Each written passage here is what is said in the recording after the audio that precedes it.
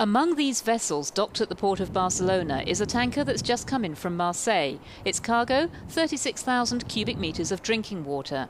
Barcelona is waiting for 1 million cubic metres to be delivered. Spain's second largest city is in the throes of an unprecedented drought. Over the last 10 years, river levels have dropped by no less than 15%. That should have set off all the alarm bells. There are three main factors here. First, water pollution. And you have to remember, the preventative measures here aren't sufficient. Then there's climate change. And finally, the excessive demand we're seeing because of overdevelopment in the city.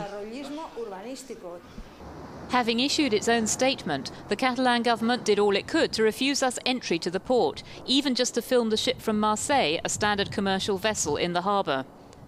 In the Catalan parliament, the opposition is critical of the government's approach.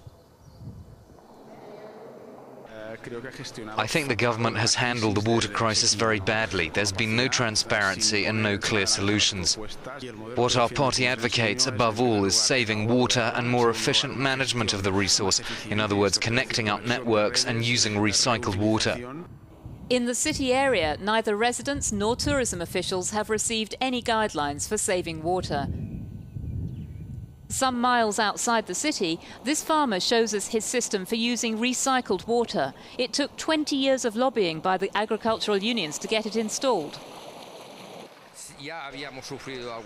Back in the 80s, we had water cuts during droughts. The two rivers, the Llobregat and the Ter, were overused.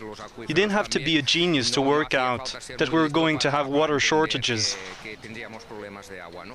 According to a recent study, water is the most pressing concern for 40% of the city's inhabitants. The only solution left is to build more desalination plants. But if we carry on developing the city at the rate we have been doing since the 50s and the 60s, it won't be enough. The Catalan government is also planning on a transfer from a river in the south of the region, the Ebro. But that solution, like shipping in water, is just a drop in the ocean when it comes to solving a problem that goes back years. The shipment that's just come in from Marseille, for example, will only supply 1/4 of the city with water for 3 days.